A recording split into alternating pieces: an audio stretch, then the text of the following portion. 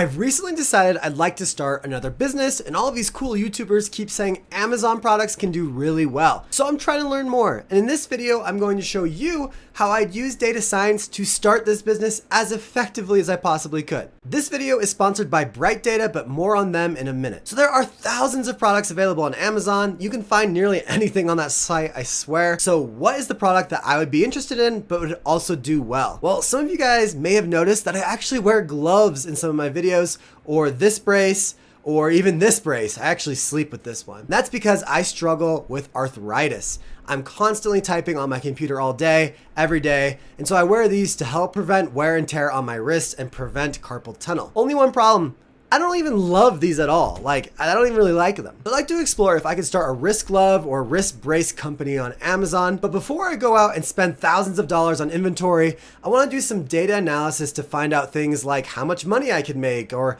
what the current solutions are missing, or what are the positive and negative reviews and stuff like that. So I first need to find data, and unfortunately, I don't think I'm going to find any of this data on Kaggle. So I need to make this data set myself. And this means I need to web scrape. Now, if you've never web scraped before, this is what you have to do. You have to right click, inspect, study the HTML meticulously to make sure you understand the pattern of how the website is built and how it's used.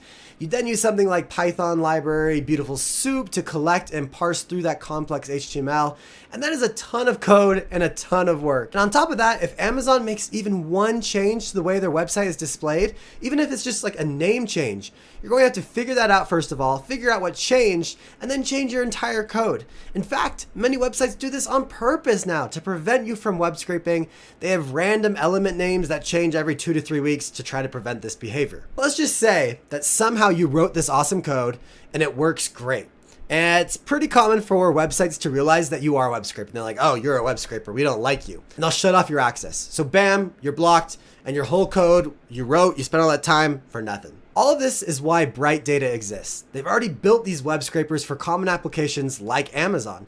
So I don't even need to write any code. I only need to input my product name, and bam, within seconds, they've literally scraped dozens of Amazon listings without me being blocked at all. And it gives it to me in this awesome CSV. And all of that took like 15 seconds. It was really quick. And Amazon Data is just one example of what Bright Data can do. They can actually do a lot of different things. For instance, they can help you get data off of Crunchbase, off of Google Maps, off of Walmart. There's so much they can do, and you can contact them if you have a particular use case. From there, I can read my CSV into my analytics tool of choice, and in this case, it's going to be a deep note notebook where I can do further analysis there. And for example, I want to do 3 things with this data. I want to make a histogram of the prices. I want to go ahead and tease out those reviews and give each review a sentiment based on the review. Is it positive? Is it a negative review? Stuff like that. And 3, I want to find the most common words used in these reviews so I can figure out what they like and what they don't like to try to improve and make a product. So let's dive into this and get technical. Now, I uploaded that Amazon search product CSV inside of DeepNote, and you can see this is what it looks like.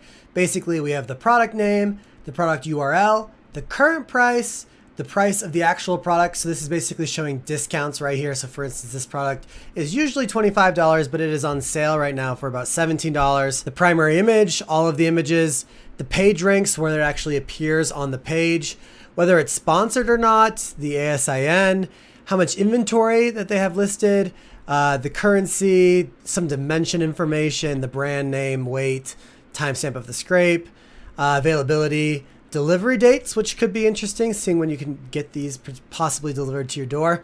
But the thing I was most excited about was the reviews. And basically these are a column of a bunch of reviews for those individual products. So that'll be a focus of my study. And by the way, just as a side note, I chose to use DeepNote. I chose to use Python as my way to analyze the data, but you could have chosen Excel, you could have chosen Power BI, Tableau, whatever you're most comfortable in. I just knew that I was most comfortable in Python, so I selected that as my technical tool. So one of my goals was to create a histogram of the current price. So I was able to do that by just passing in the data frame and saying I wanted the current price and using Plotly Express. This created this very simplistic histogram right here, but it gives me a feel that the products are selling for, lower than $28 and higher than $6, somewhere in between there. We do kind of have this buy modal thing going on a little bit, but really most of the chunk of this data set is in the what looks to be the $14 to the $22. So it gives me a feel that my product can compete somewhere in this range and probably still remain profitable. Next, I wrote some code that would go through the reviews for each individual product and pull out the actual reviews and put it inside of NLTK, which is basically a Python library that allows you to do really cool text things, for instance, sentiment analysis. So that's what I've done right here is I've now taken all of the reviews from all these different products. So you can see that these are all from the same product. I've pulled out the review, what they're actually saying in this particular case. I'm a licensed massage therapist specializing in deep tissue massage. Today I've performed around 4,200 massages, blah, blah, blah, blah, blah, stuff like that. And then the sentiment score of that particular review. Now this is a very basic algorithm. I did not write this algorithm. I used the built-in sentiment analyzer from NLTK. So its mileage may vary, but basically you can kind of see here is the review. And this is the sentiment score that I gave it. The closer to 1, the more positive it is. The closer to -1, the more negative it is. And closer to 0, the more neutral it is. So you see this little histogram at the top and see that the majority are really are good reviews. People do like the majority of these products. So I'm not going to go through and bore you guys and show you guys all the different sentiment scores in the reviews, but just know as a business owner, this would be really useful to be able to get the reviews kind of from a bird's eye view, try to see the positives, try to see the negatives, try to see the bigger picture when it comes to this market niche. I then ran this little code cell, which basically took all the reviews, combined them together and found the most common words.